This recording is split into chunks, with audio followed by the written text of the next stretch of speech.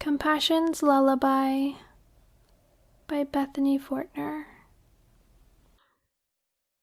Lying awake in bed, the tiny light on my closed laptop across the room blinking, I am mildly proud of myself for finally setting my phone down. I feel the thoughts of the day rumbling, bubbling upward to my consciousness, and the pull to pick the phone up again and continue scrolling. Thinking about the conversations I participated in that day, and the conversations I wish I had been a part of, my mind begins to drift. It's not a pleasant drift, though. I wade through waves of embarrassing memories, things I did or didn't do, drowning in yesterday's failures and tomorrow's potential for ruin. My body is tensing up. I shake myself a bit and scold myself for floating away on negativities. I try to focus on breathing, just like yoga. That's what I'm supposed to do when I do yoga. Breathe. I can't do it right, though. I find it really challenging to do even the simplest poses. My body is so weak and pathetic because I don't take good enough care. A tapping at the window breaks me from my anxious trance and halts my breathing. I lie still. The tapping again, no louder than before. I am fully alert now, trying to imagine what kind of intruder would knock so gently. Whoever they are, they don't seem very aggressive. My curiosity getting the better of me, I peek up through the side of the curtain and see nothing for a few moments. Just the stars in a cloudless night sky. They seem brighter and closer than usual somehow. And then they move, all of them together.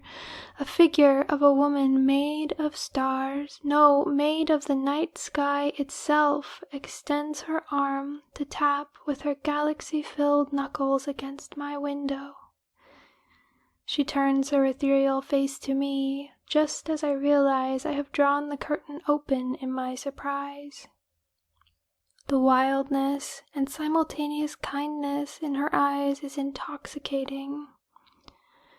I notice my breath is gone and inhale sharply. She lightly touches the glass again, this time with her pointer finger, and smiles a question at me. I oblige and open the window with some difficulty, as I don't open it often. Stepping from the windowsill into my room, she glances around, a light smile on her lips. Her skin is clear, like glass, and contained underneath it are millions of stars and galaxies swimming in a black vastness. It is beautiful and utterly confounding. I can't tell if the space between the stars is inches or thousands upon thousands of miles. She turns to look at me. I struggle to think of what to say or do. Her presence is at once soothing and uncomfortable, but I don't know why. She smiles and asks, "Are you having trouble sleeping?" Lost in my attempt to comprehend her existence, I am surprised into speech and say breathlessly, Yes? Will you let me help you?" she asks. "Help me?" I respond. "To sleep," she says. Oh. I feel compelled to say yes, anything to get her to stay here with me. "Yes?" She laughs softly. "All right then.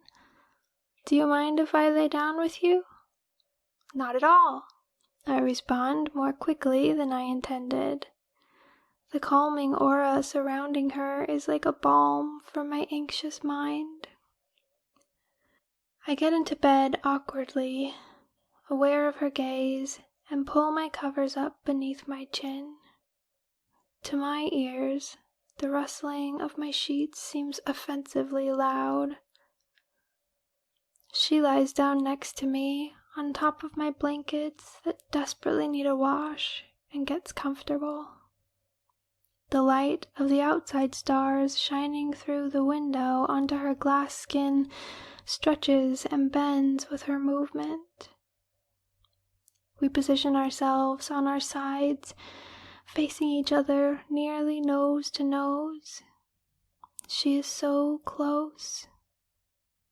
Holding my gaze, she softens her eyes more and more, filling them with so much kindness and love directed at me that I want to turn away and sob, but I can't. Her eyes are universes within themselves. Startling me again, she says, "Did you know that in this moment you don't need to be anything more than you are?" "What?" I ask, trying to focus on her words. "How long have you been lying here awake?" she asks. A couple of hours, probably." "And you want to sleep?" "Yes." "But you can't." "Right." "What keeps you awake?" "I guess I just can't relax." "Why is that?" "I don't know. My brain won't turn off." "What do you mean it won't turn off?" "Well, as soon as I lay down, my thoughts just start running loose through my head." "And what's wrong with that?" "I can't sleep with so many thoughts and memories bouncing around, not giving me a moment's peace." "Why? Are you trying to catch them?" "Catch them?" "I don't know what you mean. I just want them to stop." So you are trying to catch them." She gives me a knowing look. "I am?"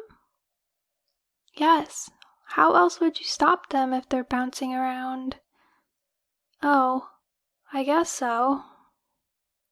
She sighs, her crystalline skin expanding and contracting with her breath. The stars inside her seem not to move, though. "What if you just watched them?" "I do watch them. I can't help but watch them. They overrun my brain." "But what if you just watched them? Do you have to chase after them and tell them to stop? Do you need to know where they came from and where they're going? Do you need to interfere?" I don't know." Snuggling into her pillow a bit more, she says, "What if your thoughts were stars? And what if they existed in your mind as they do in outer space? Some are far away and flickering. Some are really comets streaking across your consciousness. What if you watched the planets and the galaxies rotate and hurtle through the universe, and you just sat back and watched them in wonder that they even exist?" "But some of them are very unpleasant," I say. "I'll tell you a secret," she says. "Most stars are quite unpleasant up close. They'd burn you up in an instant." "Oh, I guess that's true." We remain in silence for a while, me thinking and attempting to view those thoughts as stars, and her watching me contentedly. Occasionally, the galaxies under her skin flicker slightly. "I guess I'm not sure what that looks like practically," I say finally. "Yet?" she says, cocking her head and giggling. It takes practice, and maybe some upgrades to your telescope.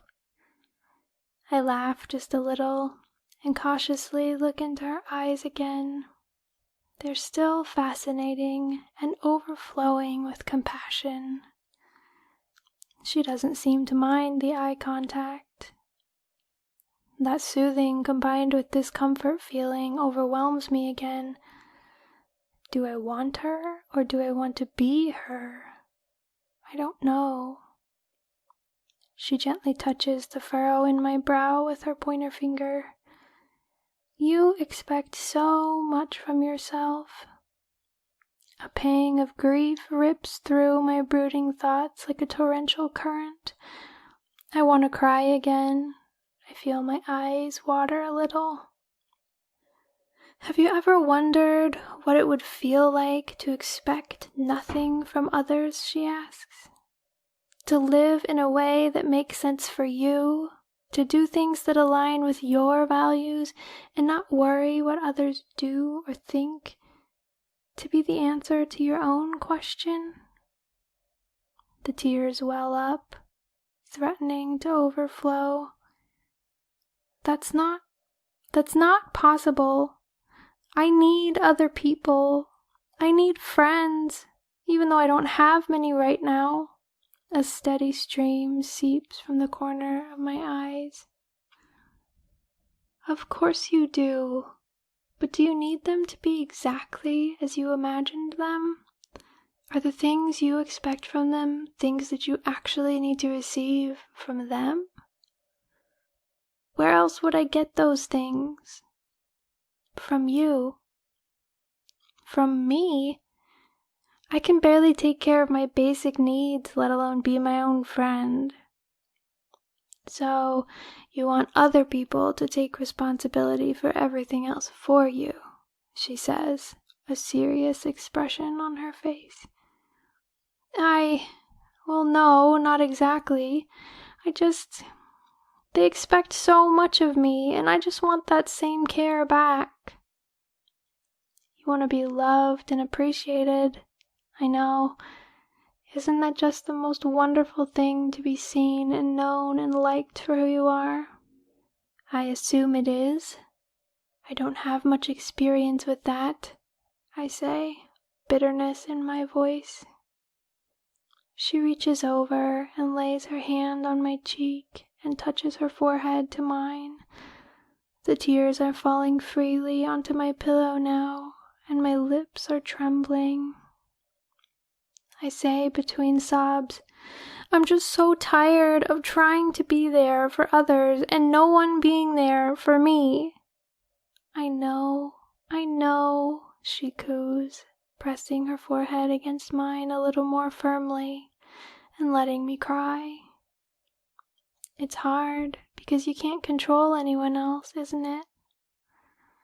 Yes, I don't know what to do to make them treat me the way I want to be treated. I can't make them love me or be who I need. That's true, you can't. She pulls her head back so we are nose to nose again and brushes away the tears on my cheek with her thumb. So you have to find what you can do. I cry a while longer, and then my sobs ebb slowly, becoming sniffles. The catharsis of a good cry calms my previously stiff body, and I allow myself to relax into the mattress a little more. I wish I had someone like you in my life, I say finally. Someone who would really listen, who wouldn't judge me. Someone to be that compassionate voice when I get down on myself. I think you can. You can create a person like that for yourself. What? But we just said I can't control anyone other than myself. Oh. She smiles, that lovely smile of hers. It's you. You are the person you need. You are the one who can know you best, who can listen without judgment, who can be kind when you fail. But that's not who I am. I'm not compassionate or gentle or good at listening. Yet, she says, her eyes sparkling.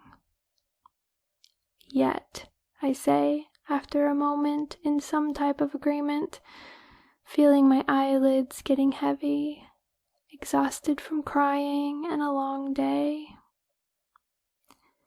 I think it's time you went to sleep, she says. I don't want to. I know you won't be here tomorrow.